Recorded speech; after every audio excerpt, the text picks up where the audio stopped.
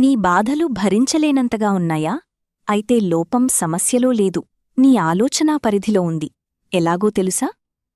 ఒక ఊరిలో ఒక ధనవంతుడుండేవాడు. అతనికి అన్నీ ఉన్నా మనశ్శాంతి ఉండేది కాదు. ఎప్పుడూ ఏదో ఒక విషయంలో అసంతృప్తిగా ఉండేవాడు.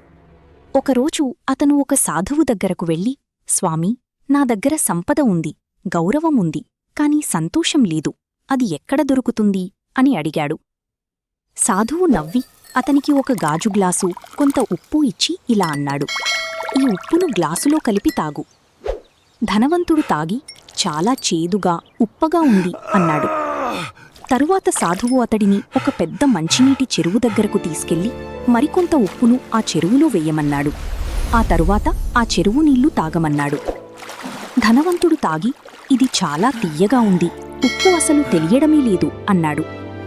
జీవిత పాఠం. మన జీవితంలో కష్టాలు ఉప్పులాంటివి, అవి మారవు. కాని మన హృదయం గ్లాసు అంత చిన్నదిగా ఉంటే కష్టం భరించలేనంతగా అనిపిస్తుంది. అదే మన హృదయాన్ని, ఆలోచనలను చెరువు అంత విశాలంగా చేసుకుంటే ఎంత పెద్ద కష్టమైనా మన సంతోషాన్ని హరించలేదు. ఈ వీడియో మీకు నచ్చినట్లయితే లైక్ చేయండి, షేర్ చేయండి మరియు సబ్స్క్రైబ్ చేయడం మర్చిపోకండి.